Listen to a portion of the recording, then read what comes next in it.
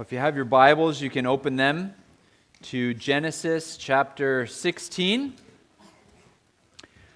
We're going to continue to work our way through this series called Covenant and Kingdom, and Lord willing, this series will continue right through until we finish the book of Genesis. We've been in this for several weeks now. We've gone through essentially 4 chapters, chapter 12 through 15. And what I hope that you've seen so far is that a lot of these chapters, which are obviously later additions to God's Word, the way they break down in Genesis is that they kind of work like couplets. So Genesis 12 and 13 kind of work together, Genesis 14 and 15 kind of work together, and today we'll be in 16, but it really does kind of go with or couple with chapter 17, which we'll get to next week. In chapter 12, we see that God calls Abram out of Ur of the Chaldees. He goes into the land of Canaan, the land of promise. There he establishes true worship. In the next chapter, in chapter 13, we see the conflict that arises between him and Lot, his nephew, and the one who's so far his heir. And God shows up. He reveals himself to Abram, and he reaffirms the promise in the midst of that conflict. And then you see in chapter 14, there's this wild war between the kings, and Chedorlaomer, an ancient king, comes down with a bunch of his allies, and he puts an end to the rebellion of the allied kings in Canaan.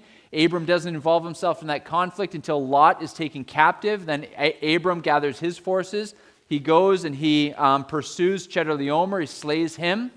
And then we see in chapter 15, the following chapter, Abram's worried. He's afraid. He's afraid that there might be some revenge, that somebody might come after him. And so God once again reveals himself to Abram in the midst of the doubt, in the midst of the worry, in the midst of the conflict, and says, I'll be your shield. And he reaffirms the promise and adds more to the promise.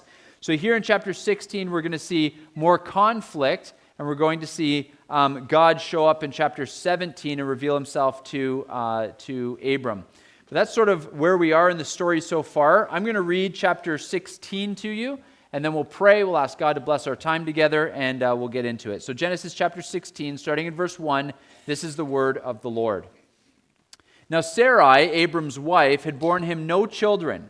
She had a female Egyptian servant whose name was Hagar, and Sarai said to Abram, Behold now, the Lord has prevented me from bearing children. Go into my servant, that it may be that I shall obtain children by her. And Abram listened to the voice of Sarai. So, after Abram had lived 10 years in the land of Canaan, Sarai, Abram's wife, took Hagar the Egyptian, her servant, and gave her to Abram, her husband, as a wife. And he went into Hagar, and she conceived. And when he saw that she had conceived, she looked with contempt on her mistress. And Sarai said to Abram, May the wrong done to me be on you. I gave my servant to your embrace, and when she saw that she had conceived, she looked on me with contempt. May the Lord judge between you and me. But Abram said to Sarai, Behold, your servant is in your power. Do with her as you please. Then Sarai dealt harshly with her, and she fled from her. The angel of the Lord found her by the spring of water in the wilderness, and the spring on the way to Shur. And he said to her, Hagar, servant of Sarai, where have you come from, and where are you going? She said, I'm fleeing from my mistress Sarai. The angel of the Lord said to her, Return to your mistress and submit to her. The angel of the Lord also said to her, I will surely multiply your offspring, so they cannot be numbered for multitude. And the angel of the Lord said to her, Behold, you are pregnant, and shall bear a son, and you shall call his name Ishmael, because the Lord has listened to your affliction. He shall be a wild donkey of a man, his hand against everyone, and everyone's hand against him, and he shall dwell over against all his kinsmen. So she called the name of the Lord who spoke to her, You are a God of seeing. For she said, Truly, here I have seen him who looks after me. Therefore the well was called Bir Lahai Roi. It lies between Kadesh and Bered. And Hagar bore Abram a son, and Abram called the name of his son, whom Hagar bore, Ishmael. Abram was 86 years old when Hagar bore Ishmael to Abram. That's the word of the Lord to us this morning. Let's pray and ask the Lord to bless our time studying it. Heavenly Father, we love your word, and we pray that you would speak to us from it this morning. I pray that the words of my mouth and the meditations of our hearts would be acceptable and pleasing to you, our rock and our Redeemer. I pray that the Spirit would prevent me from saying anything that's not true of you or true of your word, but that same Spirit would be here empowering anything that's said that's true of you, that we might take this ancient story and be able to apply the principles that we find in it to our very lives, that we might be trained in righteousness. We pray all this in Jesus' name. Amen. So this is a bit of a complex story for us, I think, and part of it is because of the modern world that we live in, and not necessarily understanding the customs of the story. And there's a lot going on, so I want to kind of delve right into it and ask the question, what's happening in the story? We'll put some points on that, and we'll work our way to a big idea. So what's happening in the story? First and foremost, Sarai grows impatient, waiting for God to fulfill his promise to open her barren womb.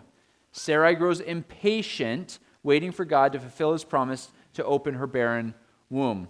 We see this in the first couple of verses. It says, "Now Sarai, Abram's wife, had borne him no children. She had a female Egyptian servant whose name was Hagar. And Sarai said to Abram, 'Behold now, the Lord has prevented me from bearing children. Go into my servant, that it may be that I shall obtain children by her.'" Now, I want you to note a couple of things here. First of all, this comes across to us far more sinful than I think it's actually intended. Right? In Genesis chapter 30, we read there of Rachel and Leah, who used their servant girls to bear Jacob's sons. And while there is a lot of drama in that particular text, it's the drama between sisters, not necessarily drama between the wives and their maidens. It's between those sisters. And so this was a custom at the time, and this is what I want you to remember. This was a custom at the time when medical technology was not available to help couples who are struggling with infertility, okay?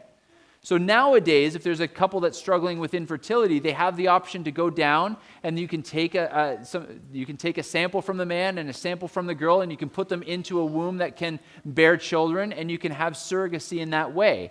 So at a time when that sort of medical technology wasn't there for that, this was a custom at the time. We're the ones who sort of insert adultery and fornication into this in terms of those sins.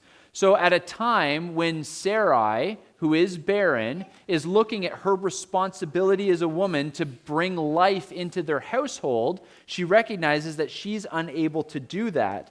And interestingly, if you look there, it says, "It may be that I shall obtain children by her." And that phrase, "obtain children by her," is literally rendered that I might be built up by her. And what this is talking about is the establishment of a home, which is in fact Sarai's responsibility. So I want you to feel the weight of this, right? For any of you who have read Proverbs 31, you know that the Proverbs 31 woman is a woman who is focused inward on her house, focused on the domestic duties of her house. And Proverbs throughout tells us that wise women build their home and foolish women tear their house down with their own hands.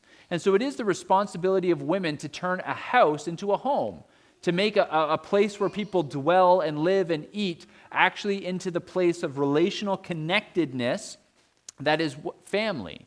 And so Sarai is feeling the burden of her maternal responsibility to bring life and to fill this home with life.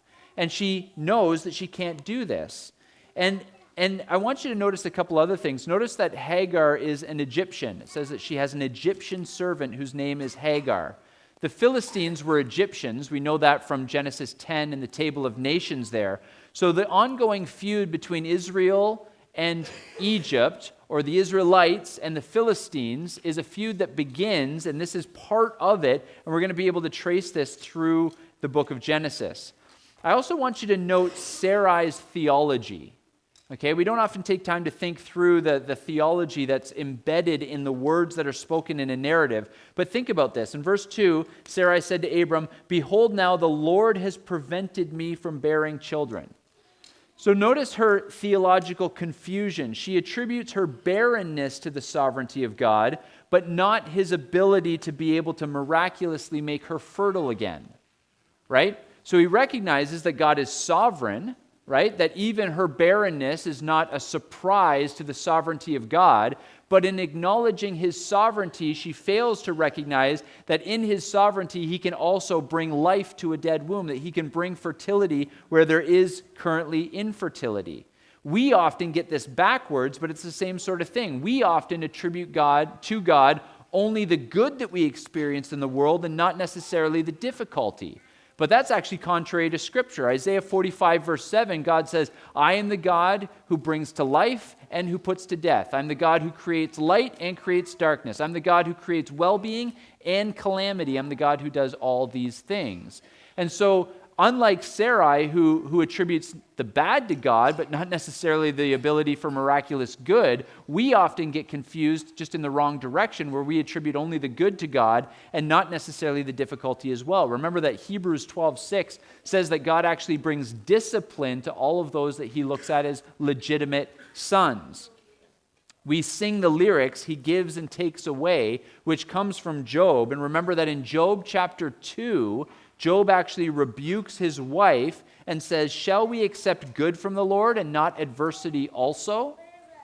So remember that our theology of God's sovereignty has to extend both into the good things that come into our life and the difficulties that God brings into our life. And we should receive both as good gifts from God. And we'll get to that a little bit later on.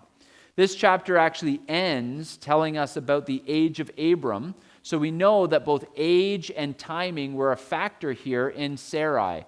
But what I want you to notice is that even though there's all these physical barriers that we see and we understand, this pressure and this burden that Sarai is feeling to bring life and to fill her household with life, even though we can all understand her frustration, I do want you to see that this is sinful, right? This is sinful. She is trying to solve a problem with a man-made solution that God promised to fix on his own. And so it's her impatience in waiting for God to fulfill his promises that makes this sinful. Now, we'll keep moving on in the verse here. The end of verse 2 ends with, and Abram listened to the voice of Sarai. So after Abram had lived 10 years in the land of Canaan, Sarai, Abram's wife, took Hagar the Egyptian, her servant, and gave her to Abram, her husband, as a wife. And he went into Hagar, and she conceived. And when she saw that she had conceived, she looked with contempt on her mistress. So what happens here is that Hagar now knows that she's born a son for Abram and for Sarai, and now she's looking with contempt at Sarai. And verse 5 says, Sarai comes to Abram and says, may the wrong done to me be on you. I gave my servant into your embrace, and when she saw that she had conceived, she looked on me with contempt. May the Lord judge between you and me. And notice Abram's response to Sarai. He says, behold, your servant is in your power. Do with her as you please. And Sarai dealt harshly with her, and she fled. Now, there's two things going on here, and they're going to relate to our next 2 points. So let's look at them one at a time. First of all, like Adam, Abram fails to lead his wife and his household, and as a result, sin spreads. Okay, so like Adam, Abram fails to lead his wife and his household, and as a result, sin spreads. Notice at the end of verse 2, it says, and Abram listened to the voice of Sarai. Now, what does that language remind you of? It should remind you of Genesis 3:17.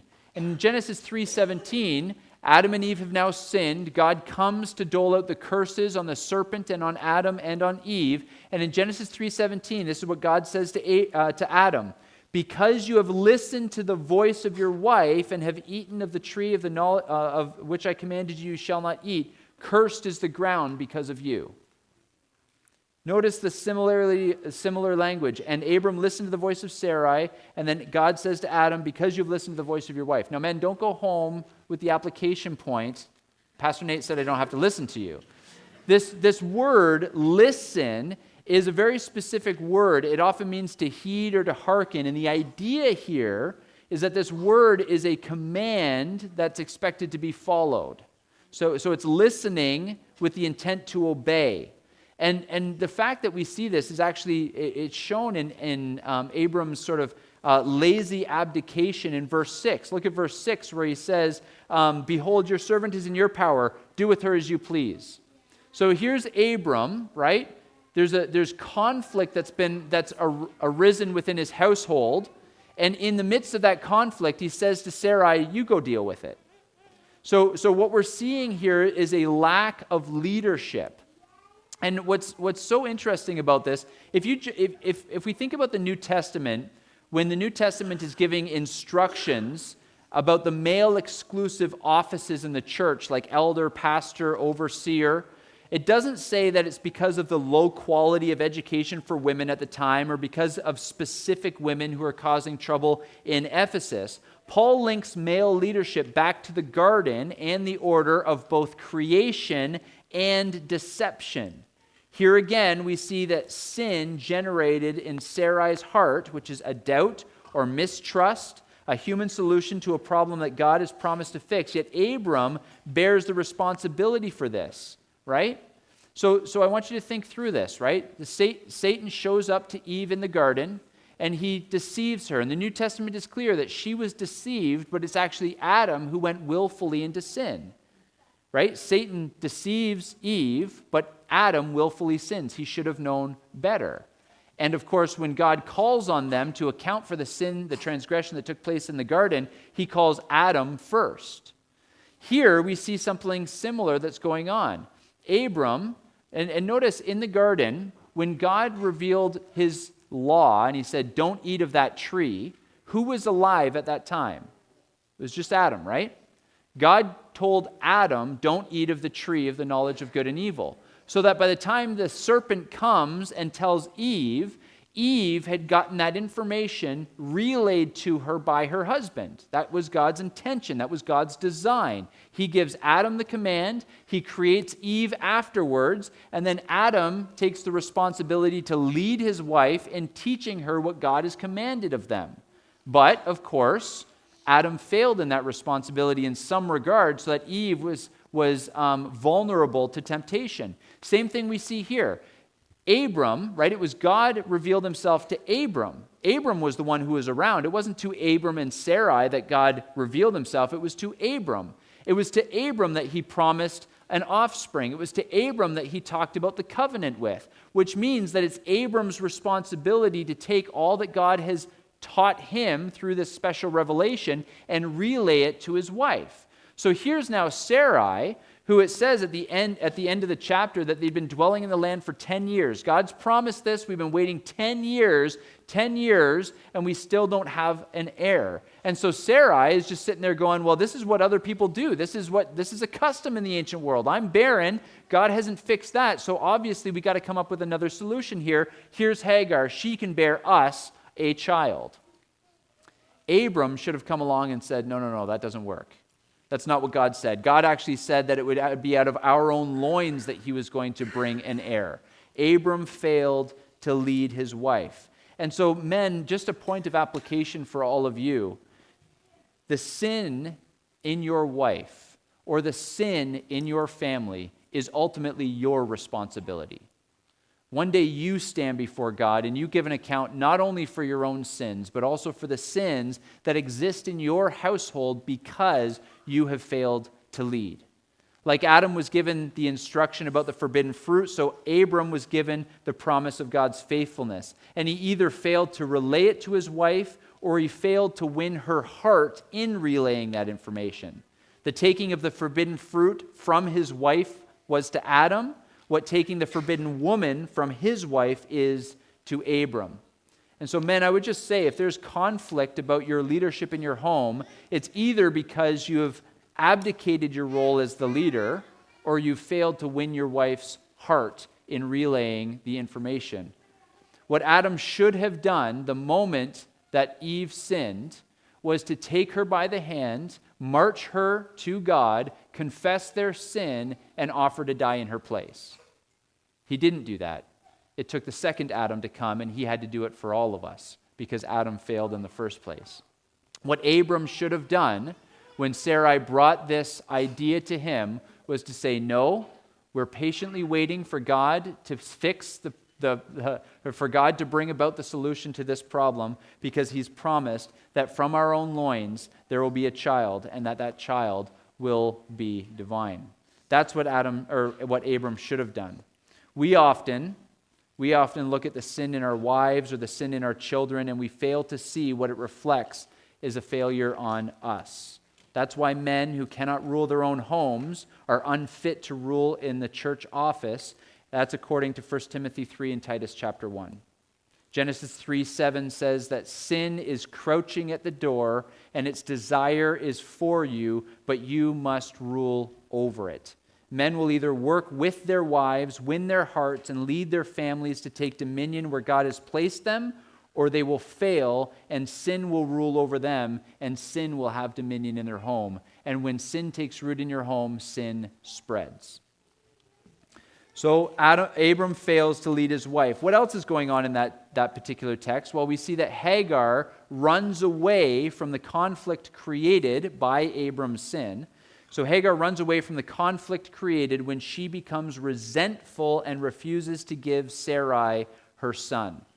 So the sin of Abram, which was a leadership failure, has caused Sarai to sin in not trusting God's promise and coming up with her own solution contrary to God's instructions, which then leads Hagar to sin. And Hagar's sin in all this is not recognizing true authority, and sin infects it all and begins to bring strife and conflict. So we see that all of this sin that's weeding its way down and affecting multiple people is all comes from the top and works its way down. Abram brought it into the home, and it's affecting everything. Now, it says there, I think it's in verse 6, is it? Where it says, then Sarai dealt harshly with her, and she fled from her. Now, that word, or that translation is maybe a bit of a mistranslation. What this really amounts to is that Sarai humbled Hagar. A more literal translation would be that Sarai humbled her, and then she ran away. In other words, Sarai came to her and essentially said, look, I'm the master, you're the servant, the child that you're bearing belongs to Abram and I. And legally, that would have been the case in the ancient world. We see this later on in God's law when he talks about surrogacy, and he talks about how when a woman gives birth, a servant girl gives birth, and she's holding a child in surrogacy for a father and a barren woman, that child who's born is then taken and placed on the knees of the legal mother. And the idea there is that you give birth through the knees, and so then the child is taken and put in on the knee of the legal mother, the true mother. And so Hagar should have recognized that this child belonged to Abram and Sarah. That's how it worked sort of in the ancient world. And Hagar didn't want that. She didn't want to give up her child. And I would just say, like, we should understand that, right? Like, even in modern medicine, when you take a completely separate donor on this side and completely separate donor on this side, and you put them together in a surrogate's womb, there are times when there's no genealogical attachment to the child in the womb, and we find that women still find an attachment, and it's very difficult, which is why there's counseling and all kinds of things for people who do surrogacy who give up their children. So understand all of that. But what essentially happened here is that Hagar refused to give Sarai her son. And we need to see this as Hagar, the surrogate mother. She gets attached to the son. Conflict arises with the mother. And this is not an entirely uncommon outcome. But she runs away and she flees rather than sticking around and figuring out how to bring resolution to all of this conflict. Why? Because we see when there is sin at the top, it works its way down into everybody in the family. Fourth point, and then this will move us towards a big idea, is that God pursues Hagar and tells her that her future blessing is dependent upon her submission to the covenant bearers. God pursues Hagar and tells her that her future blessing is dependent upon her submission to the covenant bearers. So take a look at verse 7. It says, the angel of the Lord found her by a spring of water in the wilderness. So Hagar had run away, and she's on the spring on the way to Shur, which is between Canaan and Egypt. And he said, Hagar, servant of Sarai, where have you come from and where are you going? She said, I am fleeing from my mistress Sarai. And the angel of the Lord said to her, return to your mistress and submit to her. Now, we'll get to the rest of that in just a moment, but I want you to notice that we can sort of interpret the nature of the conflict based on how the angel resolves it and the instructions that he gives to Hagar. Notice that he doesn't condemn Sarai for being harsh, because Sarah had every right to humble Hagar, but the angel addresses Hagar as the servant of Sarai. He doesn't come to her and say, hey, listen up, independent woman named Hagar. He addresses her by her title, which is the servant of Sarai. Even in his address, he's reminding her of proper authority. And he says, servant of Sarai. And then, notice he commands her to return and to submit. Go and submit to your mistress. Notice then that submission to proper authority is not a bad or a demeaning thing. It's actually a good and a glorious thing that invites blessing into our lives. And we'll see that with the actual blessing that he gives her. Notice that he says in verse 10, the angel of the Lord also said to her, oftentimes when God reveals himself and speaks to people in the Old Testament, it'll say he says this, and then it says, and then he said this. And you're like, well, why the break there? And I think that's establishing the two witnesses, right? So God comes and speaks to them. And it says, the angel of the Lord also said to her, I will surely multiply your offspring so they cannot be numbered for a multitude. Imagine what Hagar is feeling right now, right? So we talked about what Sarai is feeling in terms of just the insecurity and the burden of having to bring life when she's barren. But then imagine what Hagar is feeling right now. So she knows there's this life that's inside of her that actually is not going to belong to her, and whose destiny she'll have no control over. And she's wondering if, because of her place as a servant, is there ever going to be a place for her? Is she going to have any offspring that would bear her own name? And notice that God pursues her graciously, doesn't let her run off. And interesting, we'll see later on that God pursues Ishmael later on as well. And that's not always the case. God doesn't pursue Esau, but he does pursue Hagar and he does pursue Ishmael. And I think there's reasons for that, and we'll get into those as we work our way through the narrative. But he says, surely you'll multiply your offspring so that they cannot be numbered for a multitude. So he's reassuring Hagar that her descendants, like her offspring, will also be a great nation. They will also be a multitude, that she will not have a lineage because Ishmael is going to be taken from her.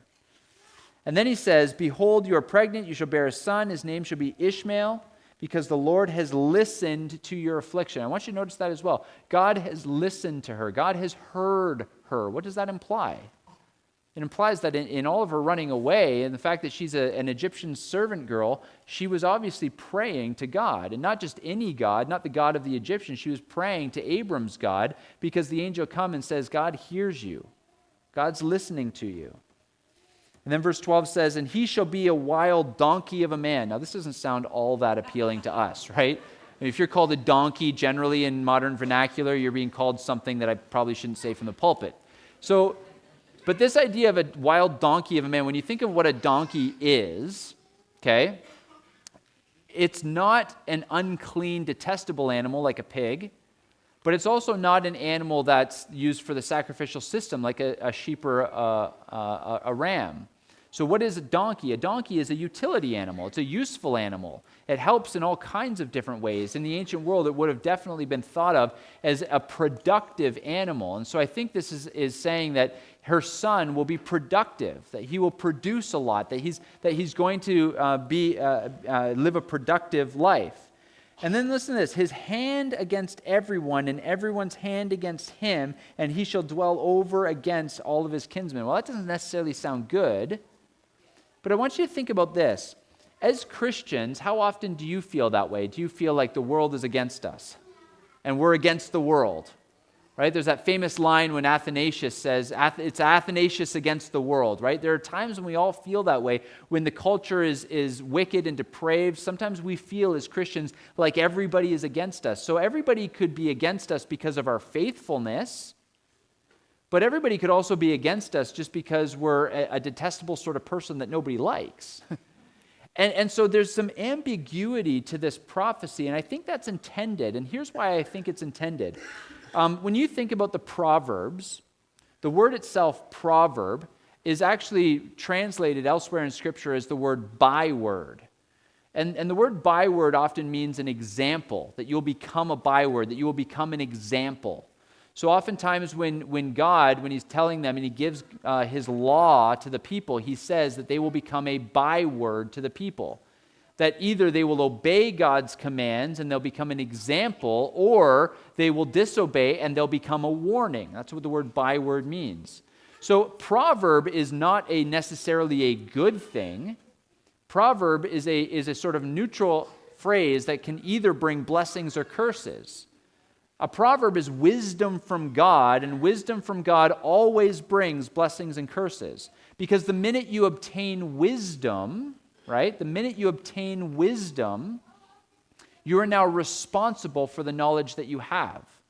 Which means that when you hear God's wisdom and you choose to disobey it, you're bringing curses on yourself.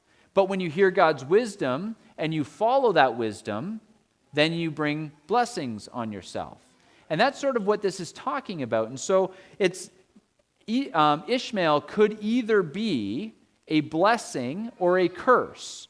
It could either be that everybody is against him because of his faithfulness, or everybody is against him because of his unfaithfulness. But that ambiguity is in the same way that Proverbs are ambiguous, because they bring judgment on those who hear them and don't heed them, and they bring blessing on those who heed them and follow them. So I think that's what's going on there. And what's interesting about Ishmael is that I think what this is saying is this goes all the way back to Genesis chapter 12, when God promises Abram, I'll bless those who bless you and I'll curse those who curse you.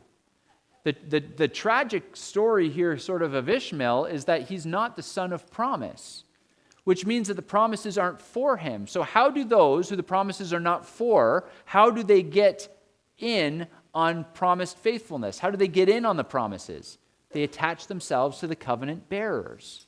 Right? How is it that those who are outside of the covenant family come to enjoy covenant blessings? Attach themselves to the covenant family, right? And so it's no different with Ishmael. He's being invited, him and Hagar, and this is why the angel says, go back and submit to Sarai, because the only blessing that is coming to you is through the people that I've promised to bless. If you run off in the wilderness, you will not be blessed. You will not receive their blessing. But if you go back and submit, then you'll be blessed. That's what that whole thing is about.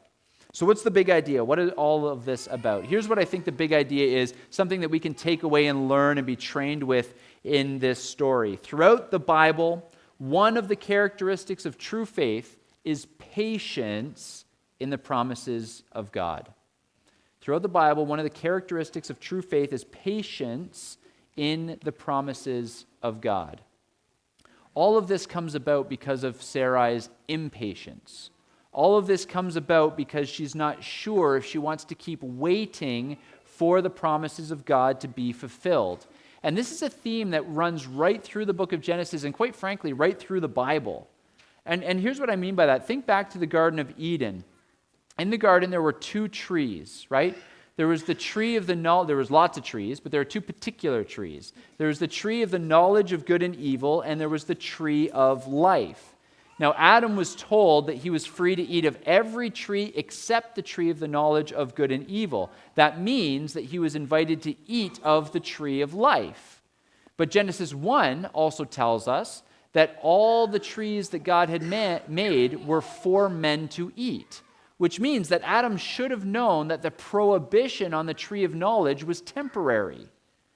And there's a bigger theme here about acquiring knowledge and rulership. I would say that the reason that the tree of the knowledge of good and evil was withheld from Adam for a time was because when you think through what wisdom is for in Scripture, wisdom is always to rule with.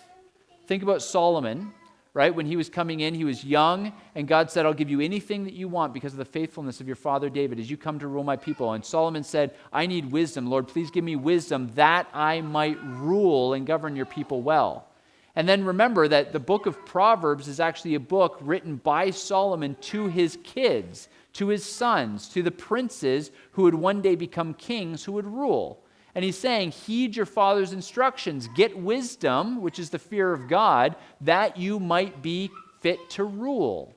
Same thing is going on in the garden. So wisdom is for kings to rule well with. So when God made Adam in the garden and gave him dominion, he is to rule over the earth. but he wasn't a ruler yet, and so he wasn't given the tree of the knowledge of good and evil yet. That wisdom was for his rule, and he wasn't a king yet. And so what happened with Adam was that he reached out and he seized what God had promised to give him eventually before its time.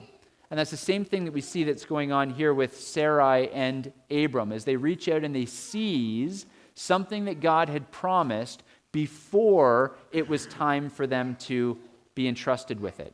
So Adam was to trust God and wait patiently for the day when God would give him access to the tree of knowledge.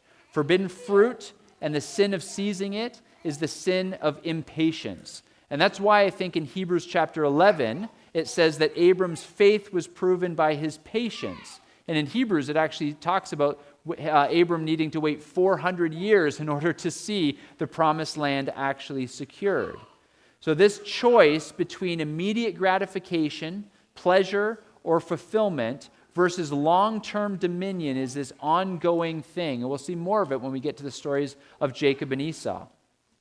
When God cursed the ground because of Adam, it says that thorns and thistles would come up from the land, as would good plants. And the immediate fulfillment of that was Cain and Abel, right? Cain was the thorn, the thistle, and Abel was the good plant. This is why throughout Scripture, evil people, wicked people are called thorns and brambles, and good people are called olive trees and cedar trees.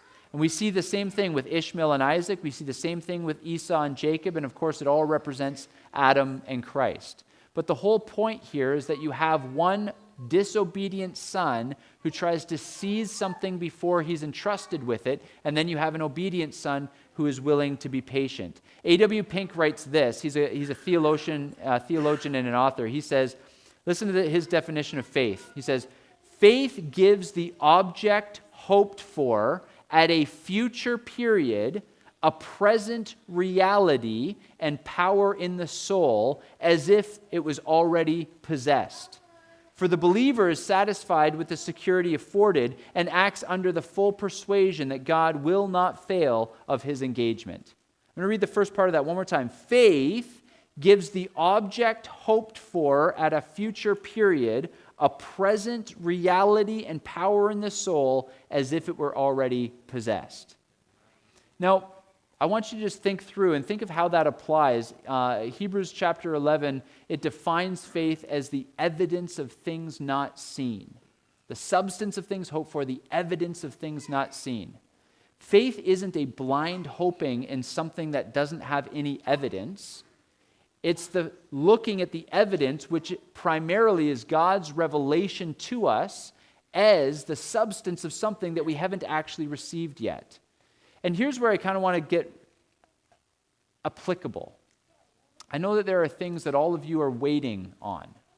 Some of you are waiting for a spouse. Some of you are waiting for God to give you children. Some of you are waiting for God to answer prayers of healing. Some of you are waiting for God to answer prayers for unsaved loved ones, for family conflict, for all kinds of different things. Whatever it is that you're waiting for, whatever it is that is the thing that, as I start talking about waiting on the promises of God, that thing that comes into your mind. And here's the first thing I want to state. Those aren't necessarily promises, right? I mean, Abram received a promise of a son. We have not all received specific promises that God will give us children or a spouse or heal a loved one. But we look at those things as prayers that we've thrown up to God. And here's what I would say. As we wait, we are in the same place because what God has promised is not necessarily to answer yes to everything that you've asked for, but what God has promised is that everything will work out for your good and for his glory. And so even if the answer to Lord, let us have children is a no, even if it's a no, that doesn't mean that what God has in store for you is not for your good and for his glory. And there are ways that he can bring about children into a home without opening a barren womb. There are children all over the world right now who their prayer and what they're waiting for is that God would send them a mom and a dad who would love them and choose them. So God has a way of answering prayers, even though they might not be the ways that we're looking for. I want to end with some application here. And here's what I would say the application from the story is. While you wait for God's promises to come true, your responsibility is to work on becoming the kind of person who can walk faithfully in that promise. See, one of the reasons that I think Sarai got into trouble here is because her waiting for God's promises to come true was a passive waiting. There's lots of farmers in the church, and usually God's calls for patience and the examples he uses in Scripture are agricultural kinds of examples. It's like planting a seed and then pulling up a chair and waiting for it to spring forth. Like watching paint dry, I think is another expression, right? You're going to be waiting there a long time. The idea is if you just sit there and you just watch and you just wait, it's going to seem like forever.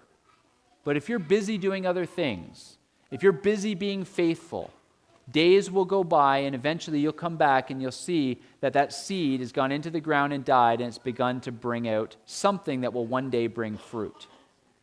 We are not called to wait passively. We are called to wait actively. And what we're called to do while we are actively waiting is to become the kinds of people who once we receive the promise, once God answers that prayer, we can be faithful with what it is that he gives us. So for those of you who are sitting there, young people maybe, older people as well, who are sitting there and praying that God would just bring me a godly spouse, my advice to you would be, what is your job while you patiently wait for God to bring that to you, if that's how he's going to answer your prayer? Men, become the kind of man that the kind of woman that you want to marry would want to marry. Women, become the kind of woman that the kind of man that you would want to marry would want to marry. Your job is to work on being the kind of person who can be faithful in the role that you're waiting for. If you're praying for children, then what is your job? Your job is to become the kind of man who can father children well, to become the kind of woman who can be a mother who is faithful to God. Whatever it is that you are waiting for, whatever it is that you're waiting on, whatever promise of God or whatever prayer request you're waiting to see God answer, your job is to become the kind of person that can faithfully walk once that prayer is answered. That's how we actively wait. That's how God blesses us.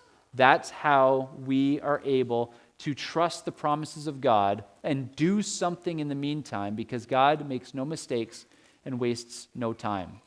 Because here's the thing. If God does answer that prayer and you haven't taken the time to do that, then one of two things is going to happen. Either you get the child and you're a terrible father and you ruin the child, or you don't get the child because you haven't done the hard work of becoming the kind of father that God will entrust with one of his little ones. So you take the time now, while you're waiting for God's promise, to become the kind of person who can faithfully walk in the promise once it comes. Let's pray. Heavenly Father, we love you and we love your word. And Lord, it's not lost on us, your people, your creatures who come to you often with requests. It's not lost on us that your word is full of people who waited. Hebrews 11 is literally littered with individuals who did not see the fulfillment, do not see their prayer requests answered in a timely fashion. But Lord, we know you are doing something greater than any one of us. We are all just privileged to be a part of the unfolding history in the story that you're telling. So Lord, as beings who come to you with prayer requests all the time, help us to also come to you asking for your Spirit to empower us that we might become the kinds of people who, if you would be so kind and gracious as to answer our prayers and give us the desires of our heart, that we would be able to faithfully walk with them once received, that we would be good stewards of the promises that you give to us. We pray that in Jesus' name, amen.